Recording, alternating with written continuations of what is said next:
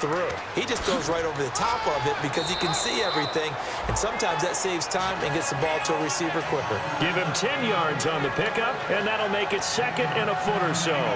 Not an ideal spot to be on first down, but I love that the play caller did not immediately abandon the running game and say, okay, we've got to throw it in order to pick it up.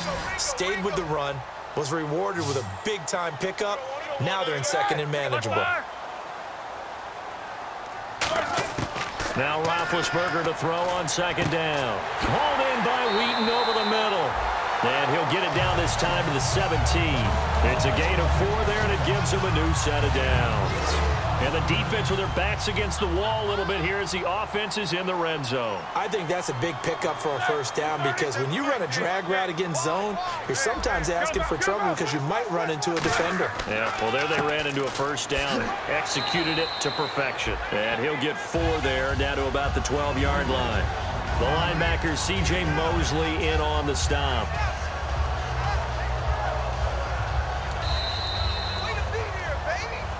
Two minutes to go here in the first half.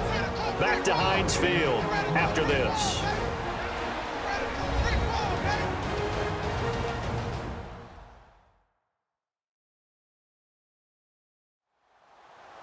A reminder coming up at halftime while the two of us head for warmer areas of the press box. Yes. We'll be sending you to Orlando where Larry Ridley will have highlights and analysis of this first half. Send me to Orlando, please. Don't be so soft.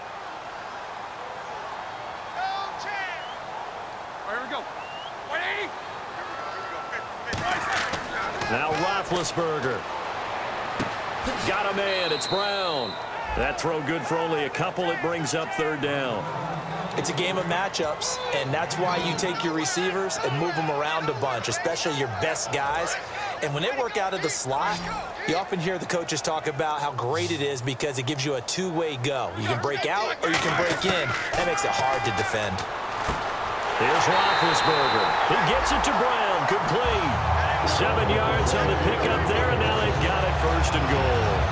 Charles, you think Big Ben is happy to have Antonio Brown on the other side of his passes? You know he is, but he also expects it. This is how their offense runs best. When those two get together, especially early, and continue to do it throughout the game, the end result is the one we're seeing right now. They're ahead on the board. It has been early and often. 1st down and goal. The offense knocking on the door. And he'll get him a bit closer as he's down to the 2-yard line. He'll get 2 out of that run, and it's going to bring up a 2nd and goal. Well, he did get a taste the previous week. He got into the end zone, trying his best to get there in this game. So far, he's been denied.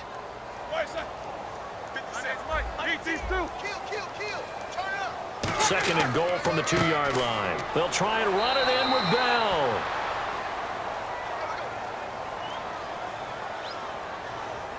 Holding offense. And that right there will set him back a bit on the offensive holding penalty. And you know who you want to pressure after a penalty like that? The guy who just committed the foul. You want to see if he's going to keep his head down or if he's going to get his head right back into the game. I'd send a blitz at him right away and see if he holds up. Now Roethlisberger to throw. Got his man. It's caught for a Steelers touchdown. Marcus Wheaton, his 2nd touchdown of the game and his 9th on the year. And the Steelers find a way to stretch their lead. So they've had 2 drives, and he's had the 2 receiving touchdowns. And how about a game plan where you decide to force feed or feature someone, and it works? First 2 drives, as you noted, end up in touchdown passes. I think they're going to keep going to them until the defense makes any kind of an adjustment. Extra point now by Boswell.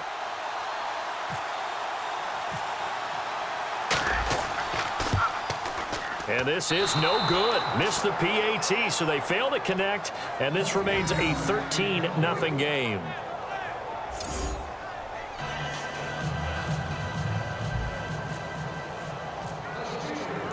Set now to kick this one away, and off it goes.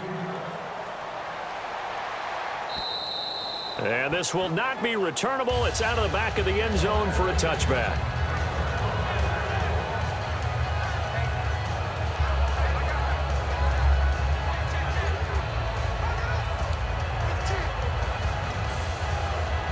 The Ravens offense now, they get set and head back onto the field. And what do you think goes on here in this situation? If you got the football, you're trailing, you're back in your own territory with just a little time. Do you try something? You're thinking about jump-starting your team, right? You just mentioned it. They're down. They're trying to get back into the game. But you got to figure, if something goes wrong, you may have put yourself in a spot where you may not be able to come back in the second half.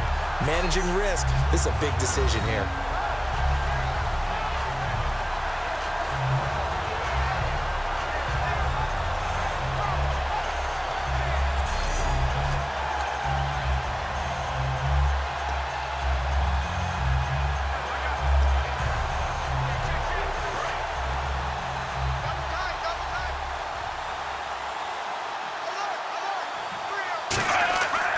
They stay on the ground. Force set again. So quick on the spin.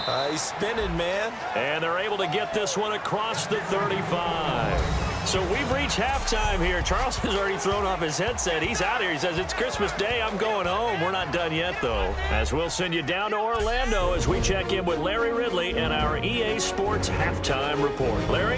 Thanks, Brandon. I'm Larry Ridley, and welcome to our EA Halftime Report. The Steelers are happy to be in front right now and just want to play 2 more solid quarters. The Ravens didn't play their best, and they'll need to be at their best now to come back. All right, let's roll those highlights. Steelers have it early in the second. Wheaton's got the catch here, and he capped off the 10-play drive with a TD. That puts them up by a touchdown. Now 1st and 10, cool Joe Flacco finds his mark in coverage, and that connection will lead to a gain of 29 yards. Score stays the same, though, as they missed the field goal. So that'll do it for us here in Orlando. Let's get back up to Pittsburgh as we hand it back over to Brandon Guy. So both teams have their marching orders, and we'll get going again here in quarter number 3. And this will be a touchback as that sails over the end line. Back onto the field now comes the wideout Antonio Brown. And he is closing in on the 100-yard mark for the day. And it appears that he loved the fact that they're going to play this game earlier. You know, daytime, he's out there running around, feeling good about himself.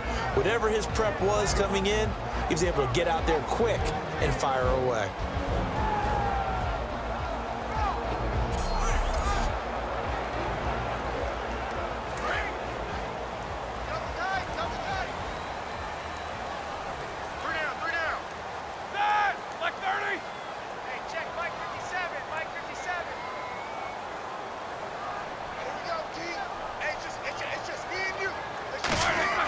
Throwing now, Roethlisberger on 1st down.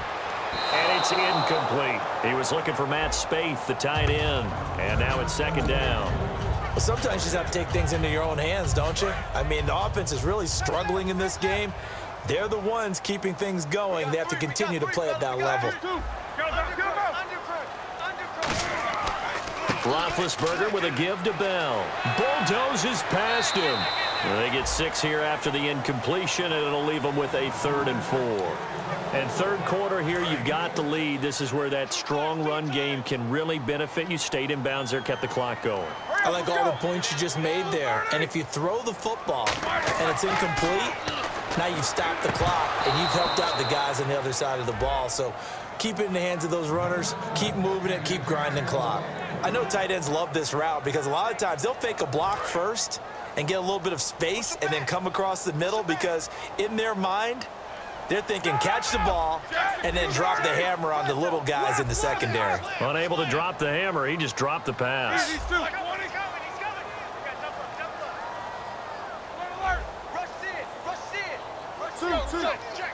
They'll put 2 receivers left, 2 to the right. And he's going to be wrapped up and driven down. So certainly an interesting call there to go for it. In there to bring him down for a loss loss of 7. Boy, sitting on a 2-score lead at this stage in the game, that punter, he must be pretty lonely over there on the sideline thinking, why in the world was my number not called there? As far as he's concerned, the check will still cash, right? It is your choice not to use me in this situation. But I also look at it this way. You know, some coaches are more aggressive than others. They just want to take care of the football, have the ball on offense, and go at it that way. So a very interesting call, but he wants to take care of the ball himself. And now inside the red zone, the offense will operate.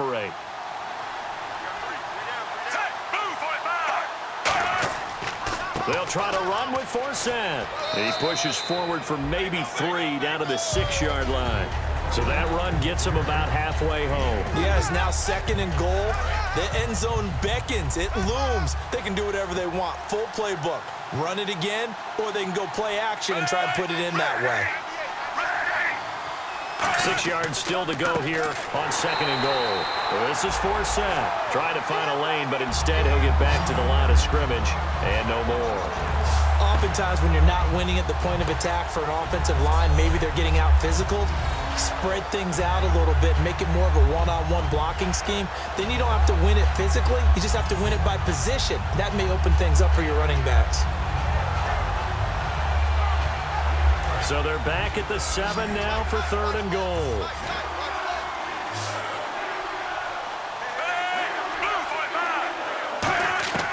Third and goal, Flacco. And they're going to get him. They bring him down to the sack back at the 16-yard line. And we talk about players blitzing all the time. I often laugh and sometimes call it just straight-ahead pursuit.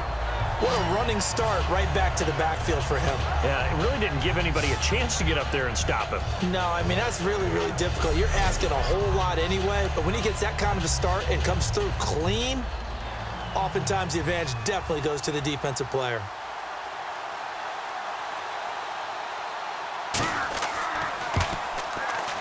And Tucker's kick right there. It's good.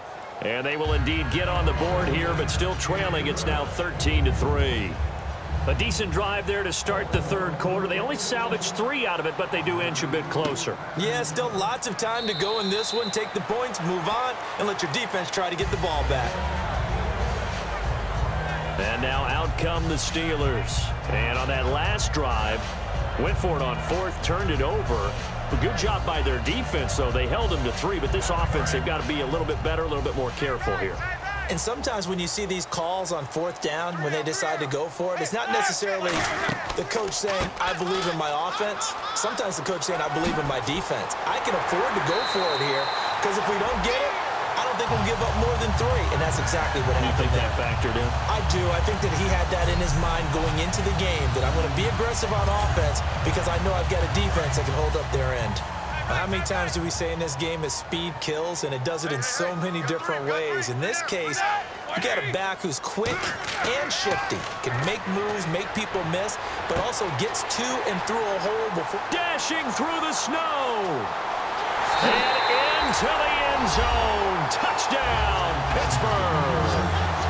Antonio Brown, his 9th touchdown of the season. And the Steelers are going to add on to their lead. Good pass, clean catch, and a house call there on the fly route. And not that much room to operate. So that tells you about his acceleration. We always talk about being able to go from 0 to 60 real fast. It took him less time than that to get to top speed and complete that play.